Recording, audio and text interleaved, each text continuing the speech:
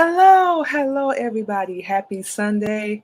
Welcome back to another episode of the Queen Mimi Podcast on our Sunday Positivity Talk.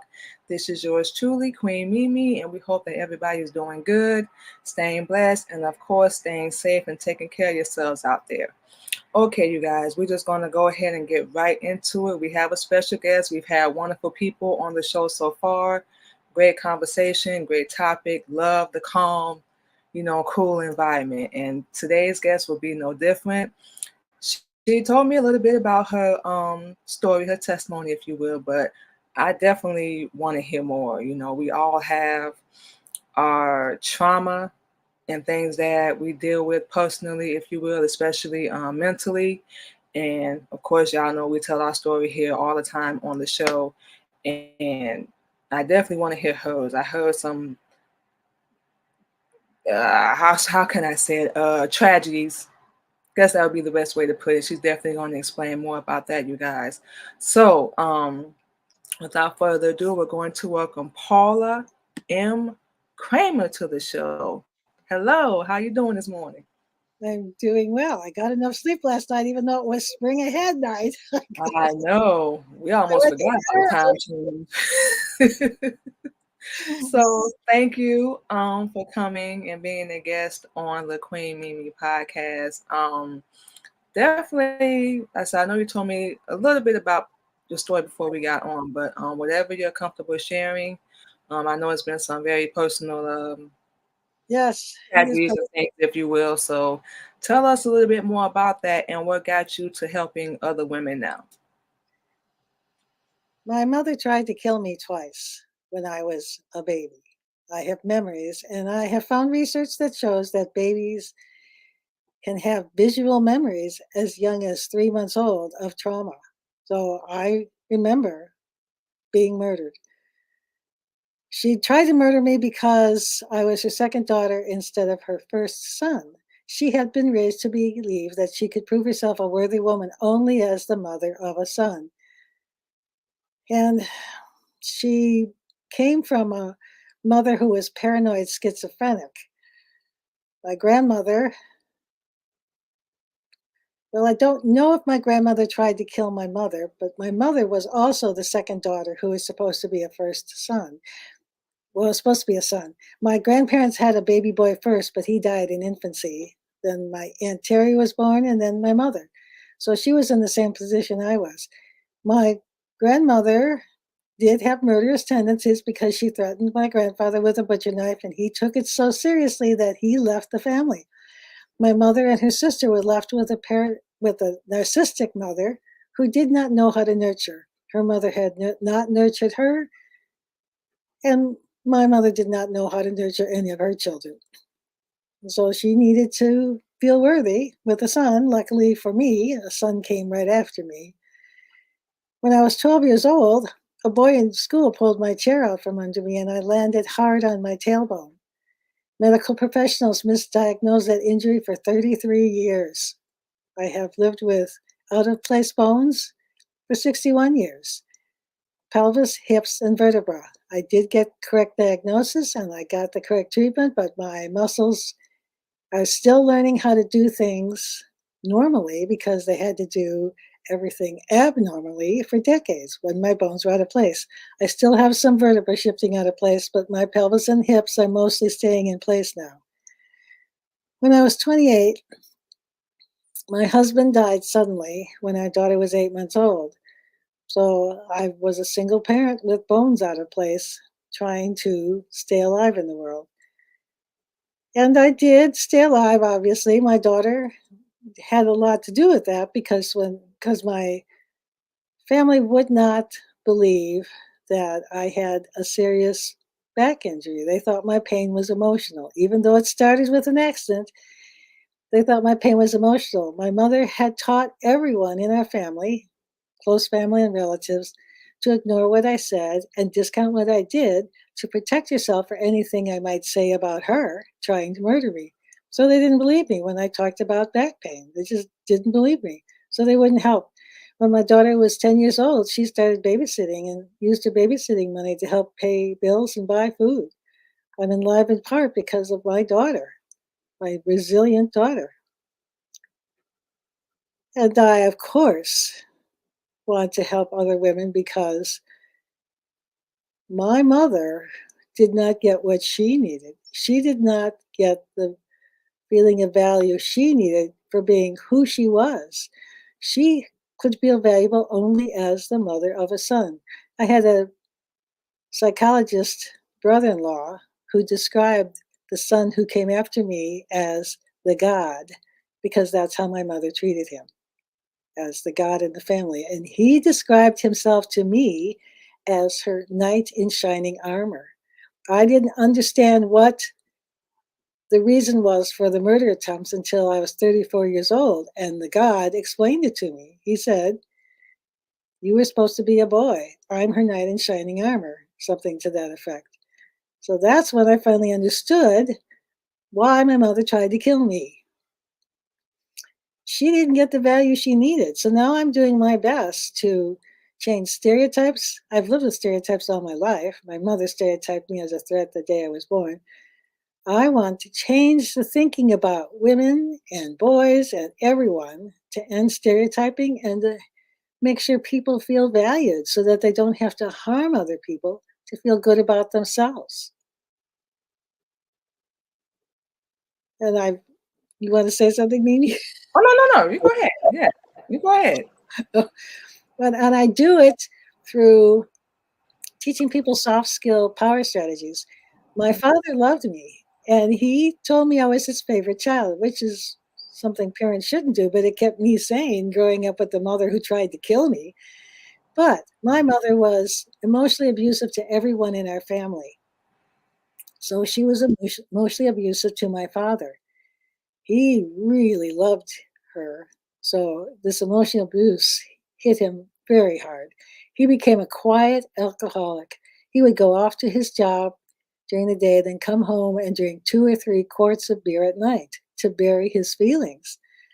Of course, feelings can't stay buried. So he would go into occasional rages that lasted for hours or days. I was terrified of my mother, but I was afraid of my father in these rages because during one of those rages, he unintentionally broke my sister's arm, my older sister's arm. He didn't mean to, but he did it. He broke her arm. So I was afraid of him, terrified of my mother, afraid of my father. As a young child, then, I started developing soft skills to reach out to adults outside the family. I felt safe with an adult for the first time at 7 years old with my first second grade teacher. She got married and moved away during the school year. I have no memory of my second grade teacher who followed her. And then when I was 11, I said something to the principal of the school. It was an elementary Catholic school. The principal was Sister Vianney. I said something to Sister Vianney that she liked so much that she started inviting me to come to her office for conversation.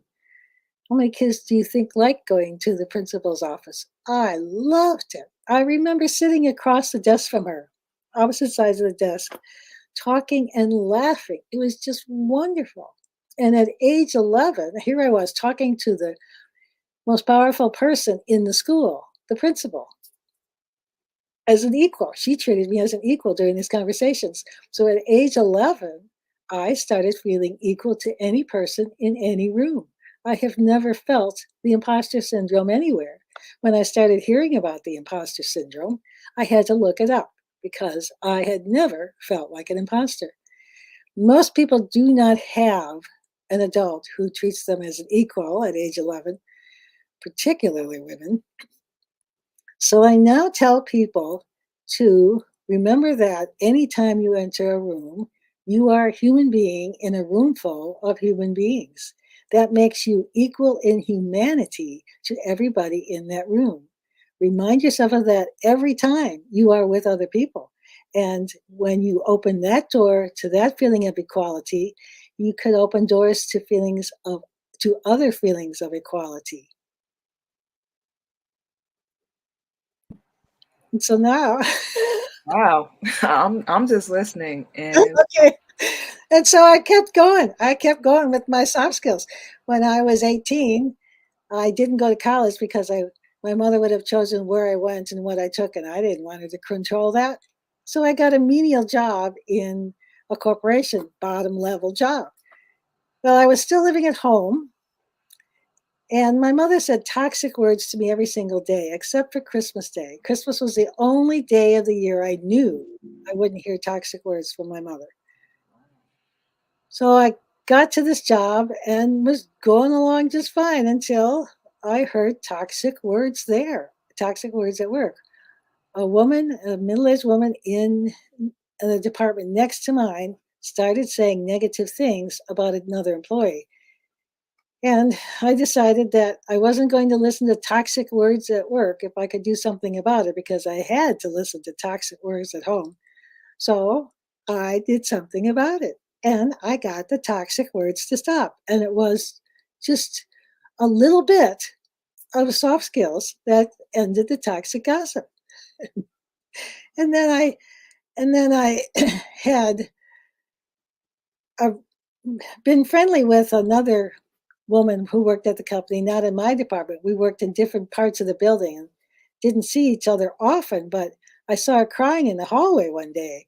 And I pulled her into a stairwell and I said, I cry in here. This is where I cry. And so we became friendly. Then I would wave at her or say hello to her every time I saw her in the hallway. And then all of a sudden she stopped being friendly to me. She just ignored me. So my assumption is that someone said something negative to her about me. Toxic gossip. I developed a strategy. I just kept saying hello and waving at her. And after about a week, she was friendly again. And I think that the she became friendly again because the person who was the target of the bad gossip, the toxic gossip from the middle-aged woman, said something to her. So I stopped the toxic gossip about him, and he ended the stereotype about me. Which goes to show that when you use soft skills, you get benefits you didn't know you could get. And I've been doing this for decades now, using soft skills and attracting unimagined success. When I talk about soft skills, I describe it as taking positive control in the small spaces of situations and relationships. My ending the toxic gossip, the bad gossip, gossip is good, bad, or ugly. I ended the toxic gossip by having a conversation in a hallway with the target of the gossip. I told him that the middle-aged woman was saying bad things about him. Small space situation. Took control by giving him the information, and he talked to her. I later saw him talking to her in the hallway. It's quite a hallway. So, and that ended it. And the small space in the hallway of just saying hello, that's a small space.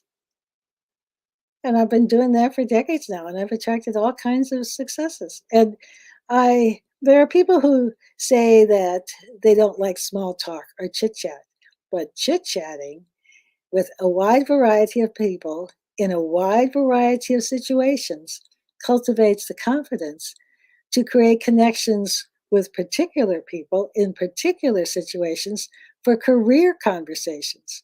And because I've been doing this for decades, I try to start conversations wherever I go because I see them as opportunities. Because I've been doing this for decades, I easily approached the host of an international podcast about including his podcast as a resource for soft skills strategies for yourself. I have 2 online self-study courses for teaching soft skill strategies to use with others. But lots of people, especially those who feel the imposter syndrome, think they don't deserve the success that could come their way from using soft skills. So I have 14 blog posts listing soft skill strategies to use with yourself in a wide variety of situations, including saving your life. And I approached this podcast host and said, this is what I'd like to do. I'd like to include your podcast, episodes of your podcast, appropriate episodes of your podcast in my blog posts. And it would be nice to be a guest on your show as well. And he had me on his show as a guest. On my 72nd birthday, I became an international audience favorite on this podcast. I've done 2 podcast interviews so far on this show, and I'm doing another one this summer. So when you chit chat, when you use soft skills in small spaces, you open doors for all kinds of big opportunities, and you develop skills for having conversations for those big opportunities.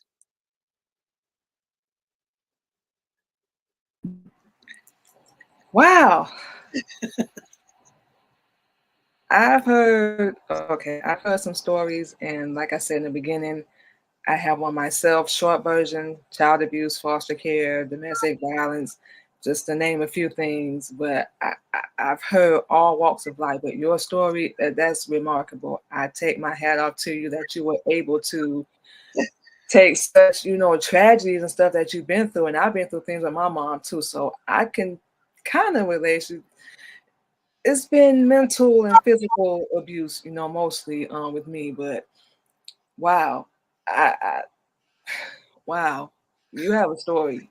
Yeah, And misdiagnosed, I wouldn't know what to do. And I'm just listening, like, oh my God, this woman is still here for a reason, just, like me. This is why I want to do this, to meet, people like you and hear your story, because I know everyone has gone through something right. and still healing, if you will, from any tragedy, mental, physical, sexual, whatever it may be. And it's amazing to hear that. And I also like to hear when they can take it and make it positive. And I Mhm. think I heard you mention something about, when you're hurting, you're going through things, it becomes familiar, because Yes, that's the only way you really know how to hurt people, hurt people.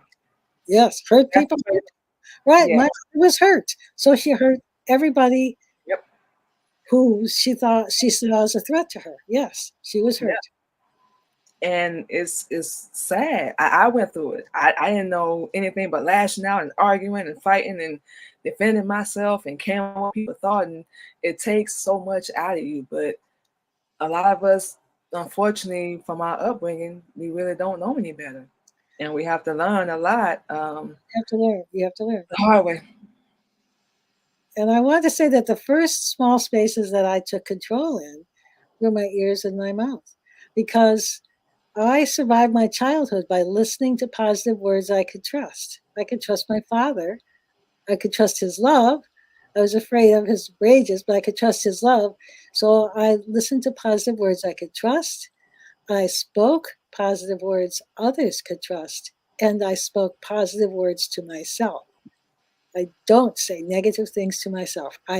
Sometimes if I do something stupid, I'll say that was stupid. But if Yeah. I say, you're stupid, I'm not stupid. I'm a smart person who sometimes does stupid things. You But I hear me? Yes, I say Yeah. positive words. It's always positive words, and people are attracted to positive words. And when people see you taking positive control in small spaces, they often will support you or give you other ways to be successful. That's happened to me continuously. In fact, I became a compulsive overeater, a binge eater, to bury my feelings. Well, to bury the memories of being murdered, because I didn't know how to deal with them. And I took pause. I got rid of the ended. Well, I didn't get rid of it. It faded over time. I wrote letters to the editor of a paper for consistently for 9 years, and that was taking positive control in a small space, writing letters. Because of my spinal injury, I had difficulty sitting and standing normally. And how do you earn money when you have difficulty sitting and standing normally? So I lived in poverty with my daughter. We got Social Security benefits, but my husband died very young, so the benefits were low. We got food stamps and rental assistance and Medicaid. And I was surrounded by people stereotyping single mothers as terrible people. So I started writing letters to the editor about poverty and about food stamps. And that was a small space in which I took control, telling people this is the way it really is. And there was a lot of hostility towards my letters. One woman wrote and said that I was hiding behind my daughter and looking for free handouts. Didn't matter that I was a widow. I was a single mother who was taking money out of her wallet. But I had a lot of positive reactions as well. And I moved to a village where a woman stopped me on the street and thanked me for writing the letters. I got a letter thanking me. I got a phone call. At one point, I wrote about Joseph McCarthy. I live in Wisconsin, where Senator Joseph McCarthy was a senator, and he was behind the Red Scare in the 50s that targeted a lot of Hollywood people and put a lot of people out of work. And someone had said something positive in the paper about Senator Joseph McCarthy. So I did a little research and found that he had harmed the lives of hundreds of Americans and wrote a letter to the paper to that effect. I got a phone call from someone who knew one of those hundreds of Americans, and he said McCarthy really had harmed her life. So that kind of feedback. My favorite was when I was 35. I started college when I was 35, and I took a class on tutoring writing because I'm a writer. And I walked into the classroom one day at the beginning of the semester, introduced myself to another non trad student, and her response was, "You're Paula Kramer? She's Paula Kramer? You're Paula Kramer?" And so that kind of positive feedback after my mother taught everyone in the family to discount what I said and ignore what I did. Ignore what I said and discount what I did. So as adults, my siblings have treated me like a trespasser in their lives. And nobody in the family on either side believes that my mother tried to kill me because they believe my mother. So all that negativity, the negativity from being a single mother, the negativity from people who thought I was faking the pain in my back. And then I get all this positive reaction from my letters. After about 4 or 5 years, I realized I was binging less. The need to eat was fading away. My, my binge eating ended over about 9 years of writing letters to the editor. So I wrote letters to take a small space control for myself, and other people gave me what I needed to end my compulsive overeating. And I remember I began compulsively overeating to bury the memories of my being murdered because I didn't know how to deal with them. The compulsive overeating ended before I was able to say to myself, Mom did try to kill me, and to cope with it. So the positivity from all these other people replaced the compulsion that buried the memories and made it possible for me to eventually say, Mom did try to kill me, and to cope with the memories. So when you do use soft skills, you open the door for other people to create all kinds of unimagined success for you. I never imagined that I could end my eating disorder by writing letters to the editor. But that's how it happened. That's amazing because, like I just said a minute ago, you can take so much tragedy and turn it into like a positive, and that's something I'm working on as well, is connecting with more people, interacting with more people as I go out and about on each day, and being treated as the black sheep in the family. You have so much that I can relate to. I'm the oldest child. Oh, Even I was treated like the black sheep, like I would never amount to anything. I could never do anything. I would never be good enough. And I was set up until the last 3 years, and that's really sad to say. That's what I actually thought, that I was stupid. I wasn't good enough for anything but, being in the bedroom, if you will. right. And I couldn't think on my own. And I would hear like, "You would never have this if it weren't for me. You never would have done anything if it weren't for me." And I'm stupid enough, like, is that true? No, no, no, And it's crazy. I already know, but that's how I actually felt. That's why I can relate to what you're saying so much, and fighting through all that. And like, no, I'm not stupid. right. I'm not lame. I've done so much. I'm so proud of myself. Even when I was homeless, like, that wasn't gonna be the end. That was a promise I made to myself and my kids, because I have 4 children. That wasn't gonna be the end. I'm gonna do something with my life. I never thought I'd be doing podcasting, never. But here I am, and I love it. I learned how to do music. I've taken the biggest thing I can say helped me is two things, actually, two things. Number one was accepting Islam because I am a follower of Islam. Two was writing. Started writing in the journal, then went to poetry, and then went to music. So learning how to really, and this is just for me, learning how to love myself and accept I'm human, I have flaws, and I don't know if you're gonna laugh, but I like to call myself a beautifully flawed mess. So Sounds I'm good. like, it is what it is. I made mistakes. I messed up. Now I'm learning how to be better. And I'm still going to mess up. Like you said, it's not that you're stupid. Sometimes you just make mistakes. You just do things unintentionally. And I had to separate myself from a lot of people that were just like toxic and negative in my life. I still talk to my kids, of course, because they don't care. It's amazing. And I wasn't a perfect mother. I'm not. I would never say that, but they were still there. Like my oldest daughter, we talk every day. She's on my live stream on my TikTok right now, watching me talk to you. So they know, and no one is perfect, but you have people in your life that I know you're saying about your father, you were afraid of him, but you knew he still loves you. It's so crazy how that. I don't know if I can explain it, but it's so crazy how that works out because a lot of us deal with inner anger and inner issues, but we still have all that love, Right. someone else. So I say I've heard some things on my show, but Miss Paula M. Kramer, make sure I say that correctly. You have a story, and I'm pretty sure you already know that. You don't need me to tell you, but I'm just happy to see anybody, come out of anything hardship, whatever that they've gone through. So I take my hat out to you. Thank you for even, sharing your story. Thank you for coming on. I really do appreciate that. But what I wanted to ask was, is there a process when you meet women that you get them started on, a better path? Well, You, I what I do is I look for people that could I could help in some way, and I actually contacted someone online on Facebook. She was Kenyan but living in Dubai at the time.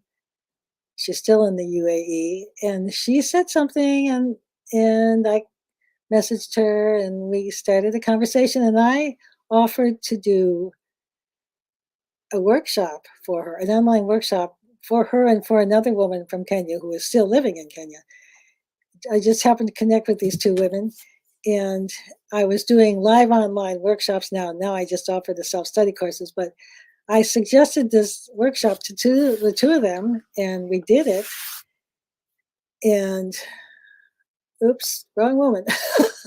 actually, actually, the woman that there was these two women who I have helped, and one of them has become a coach and is doing really well. And in response to my helping her, she has taken my second course and written me a wonderful testimonial. So I reached out to this woman to help her, and she gave me a wonderful testimonial. In the long run, another woman from Kenya. I have an affinity for Kenyans, apparently. I saw another woman posting about gender stereotyping at work. And so I contacted her and offered to do one of my online workshops for free for her, and offered to then meet with her once a month afterward to help her with her strategies. So she said yes. And on the day that we had the workshop scheduled, she showed up and she said, I invited a friend. I said, okay. I did the workshop for those two women. We set up a meeting for the next month. The friend, Rebecca, showed up. The other woman didn't. So I talked with Rebecca, and Rebecca said she didn't want to really talk about any career issues. She just wanted to talk about her personal life because she was having difficulty. And I said, okay. And so we did. And I gave her one piece of homework. I told her to make one positive statement to herself every day. She agreed, and we set up a date for the next month. The next month, when we met, she told me she had left a bad situation. She had moved to Nairobi. She had got herself a scholarship and she was going to school. And she was saying positive words to everybody who checked her out in the store.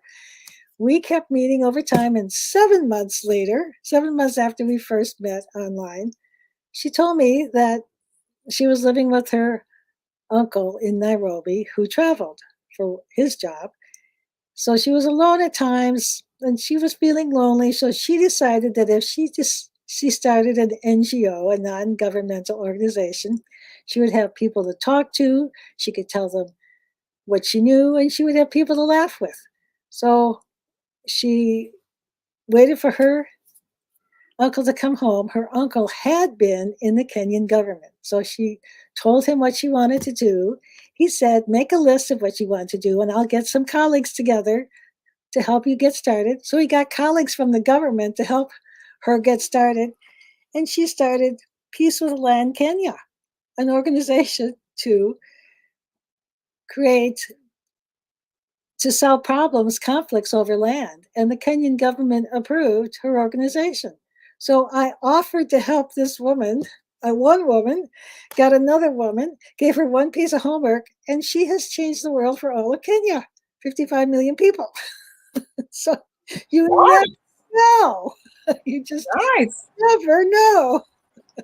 That's the whole beauty of it. You never know. Like some people take their story and let it destroy them. Some take their story, like we've been hearing the whole interview, and they build bricks and take that and build a house with it. So it's just all about your mental, your attitude, and some of us have been through, oh my God, hell. That's the best way I can probably put it. But like I said, we both are here, still Right. here for a reason. It's amazing to hear your story. Thank you.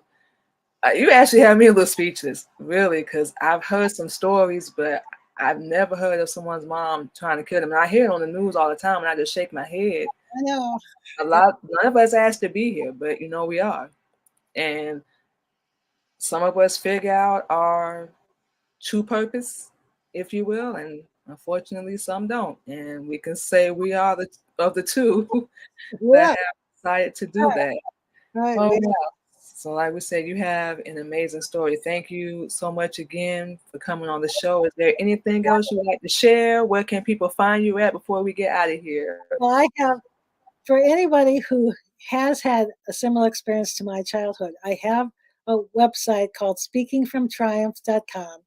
There's a page there called Murder Secret Families that explains the research behind these murder attempts and parents murdering children. And it includes portions of my journal. I have kept a journal since 1983. And so I wrote about coming to terms with my murder memories. And if you want to see that, it's on that page if you want to understand it. My soft skill strategies are at softskillstrategycourses.com. And there are 3 video lessons that are free right on the home page. So you could learn valuable information just by taking these 3 free lessons. Plus, I have smilesparksuccess.com that gives you all kinds of information to help you be more successful in relationships and to help you make decisions about leaving relationships if you need to leave them. I left my relationship with my mother and my siblings because I figured out it wasn't worth the effort. So those 3 websites with lots of free information. Wow, that's amazing. That is amazing. Miss Paula M. Kramer, make sure we said that correctly. Thank you. Thank you so much for I think we said it's about 3, 4 times already for coming on the show and sharing your story. If you ever need us to help out with anything, because we can definitely relate, we love to extend that invitation, hopefully collaborate and work together on some other things, in the future. I definitely had to connect with, my guests. I don't want to just do an interview and then, we never speak again. So anytime you ever need anything, please feel free to contact me if you need someone to come through, talk, chat, whatever. We Okay. definitely like to keep that door open as well. Thank you. Thank you so much. Yep. And what we are going to do, you guys, is take a little break, play some music. Thank you again to Miss Paula M. Kramer for coming on the show. And we will be back on the Queen Mimi podcast. Thank you guys again. And thank you, Miss Paula.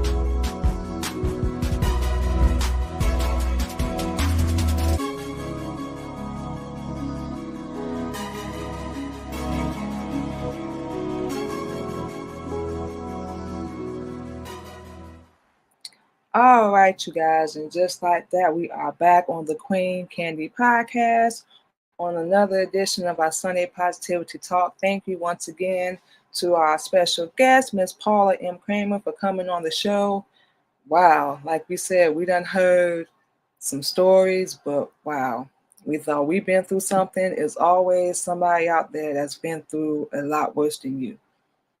That's something that we've learned. As much as we think we're going through something, there's always somebody out there that's going through a lot worse.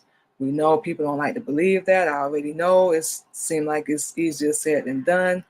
But for this woman to have suffered all these tragedies and, being shunned, being a black sheep in the family and whatnot, we know what that's like.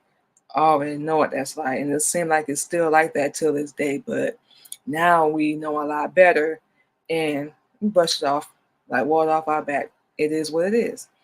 And we always share our story here on the Queen Mimi podcast. But one of the reasons, like we said, we wanted to do free interviews, we are doing that right now, you guys, is to hear other people's story, to hear their background, where they done came from. And it's amazing, the stories we've heard so far. This one is the biggest one since we started doing this. And it's just been one of the rare times it's like we're still speechless. You know, family. We all know we don't choose or pick our family. We don't choose or pick our path. We make decisions that get us into certain situations. Don't get us wrong, but it's always some things that happen in our life that are out of our control. Very rarely, but majority, we in control. You're in control of your life. So that's it. That's all with that.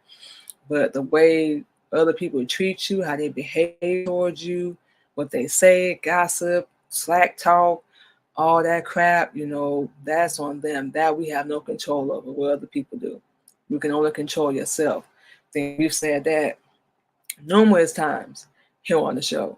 And for people to go through such dark, wow, I would say we still speechless, dark situations like that, and you still, like us, are able to come out of it and do something positive with it and want to help other people. That's amazing too, because a lot of us go through things and we just say, forget everybody.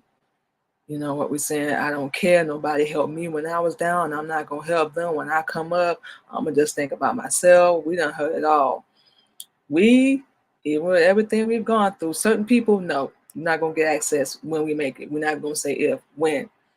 And what's up with Sheik? You're not going to get access. But certain people, especially our kids, they ain't got to worry about that. We still, even though people done did us wrong, still like to help out, try to be there as much as possible. We don't force no relationship at this point with anybody. We don't care if it's family, professional, personal, whatever. We're not forcing nothing. We ain't got no hate. We ain't mad at you, none of that. But we got to keep it moving because we got stuff to do. With everything we've gone through and everything we heard from Miss Paula, it's amazing that neither one of us decided to give up, what we're saying, and just quit. We don't even know how. It's like we have to keep going. We'll sit, be depressed, sad for a minute, been through all that, didn't eat, want to take care of ourselves, we done with all that.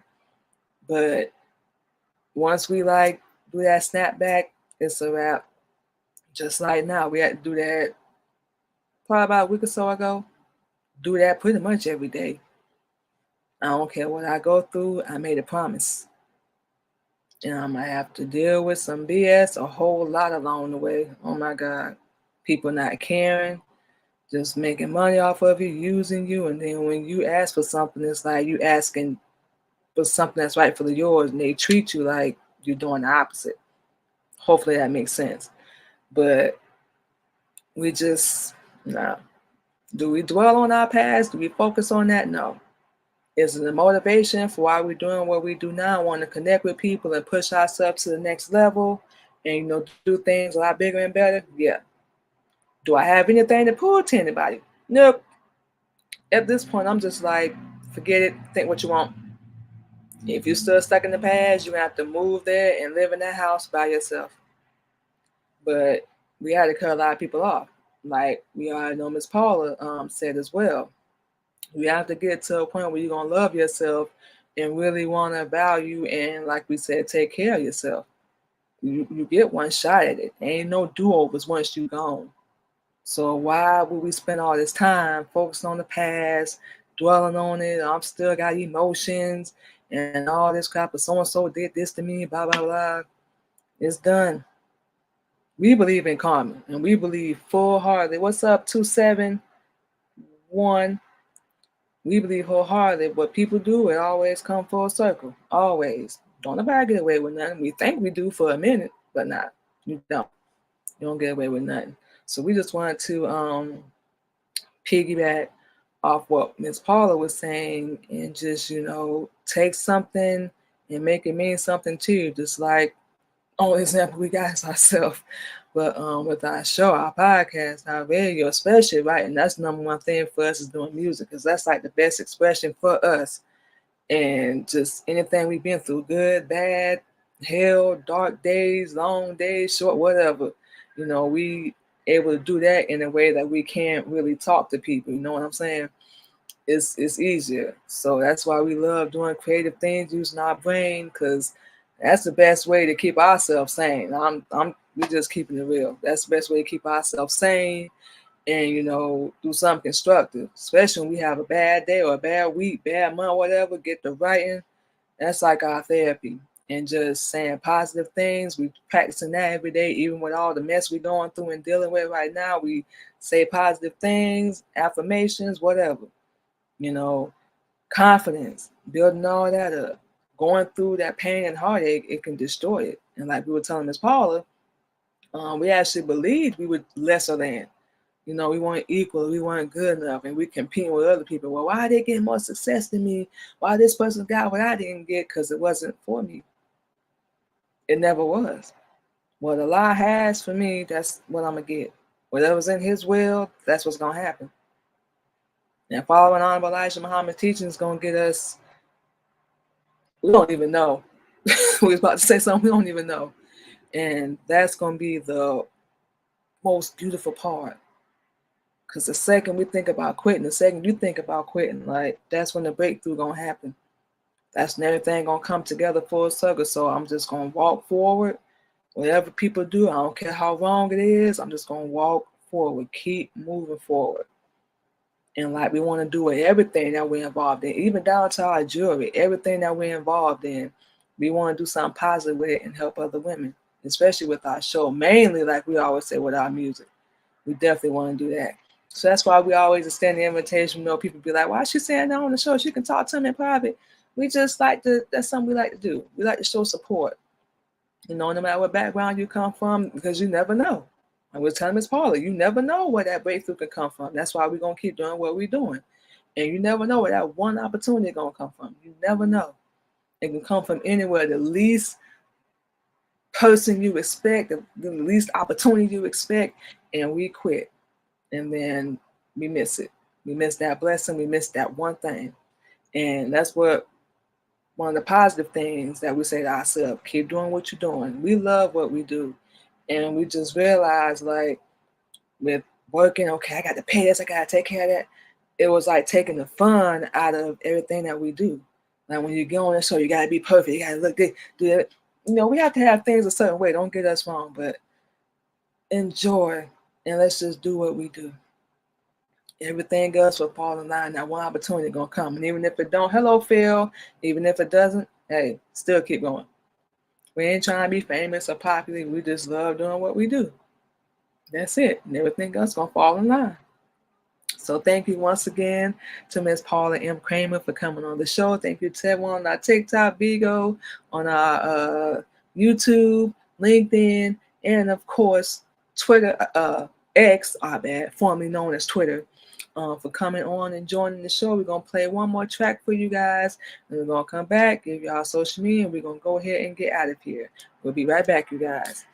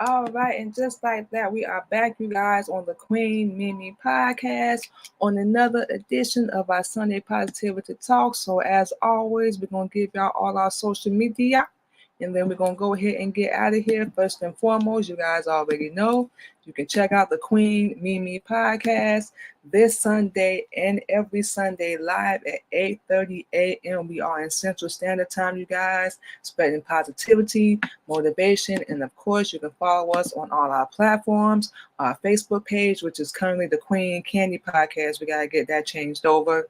I figure out how to do that, but as soon as we figure it out. Right now, you can go over there, Queen Candy Podcast, Manima Muhammad, and look us up on our Facebook, our Instagram, Queen Mimi Podcast, LinkedIn, Queen Mimi, and of course, you can subscribe to our YouTube channel, which is the Queen Mimi Podcast, and we will subscribe back to your YouTube channel as well. You can catch us live on there each and every Sunday, talking about parenting, relationships, religion, like we said, spreading positivity and motivation on all platforms, you guys. And you can also, the Queen Mimi Podcast and the Queen Mimi Radio Show, this is our brand new flyer, you guys, are offering radio spins for independent artists only. You want to do the 2-week deal, you can be featured on the Queen Mimi Podcast for $25. That'd be for 2 weeks. Or if you want to do the whole 1 month deal, you will be featured on the Queen Mimi Podcast and the Queen Mimi Radio Show. Queen Mimi now be the $50 deal, and of course that would be for the whole entire month or whenever you start. You can follow us on all our platforms: Facebook, the Queen Candy Podcast, Instagram, and once again, subscribe to our YouTube channel, which will be the Queen Mimi Podcast, you guys. So, like we said, we're working on doing a whole bunch of things, you guys. Of course, can't forget our magazine, Good to Be Home. We do this through Reminder Media. You guys can go to our Facebook, Manima Muhammad, our Facebook page, the Queen Candy Podcast, and you can go to our LinkedIn, which will be Queen Mimi. Click on the link. That's there on the page. Put your information in. You know, we are not selling this, you guys. Don't be trying to shut me down. And you can click on the link, put your information in, and you will get a free copy of the magazine every time we do a new edition. It's every other month. We have a new edition coming out. So like we said, we have so much going on, you guys. Very excited. Y'all already know we love what we do. That's it. That's all. Our tragedy is becoming purpose. Our pain is becoming a blessing, and we're going to keep moving and keep doing what we love to do. That's it. That's all, you guys. So with all that being said, thank you. Thank you to everyone for coming and check us out on our LinkedIn, our YouTube channel, and X, formerly known as Twitter. You can follow us on our TikTok as well, Queen Mimi. We go live on there. And on Bigo, Queen Mimi as well. We go live on all them platforms. So we got 2 cell phones sitting right here and our laptops. So that's why I see us looking in different directions. So we do all of that as well, you guys. Y'all stay safe. Take care of yourself out there.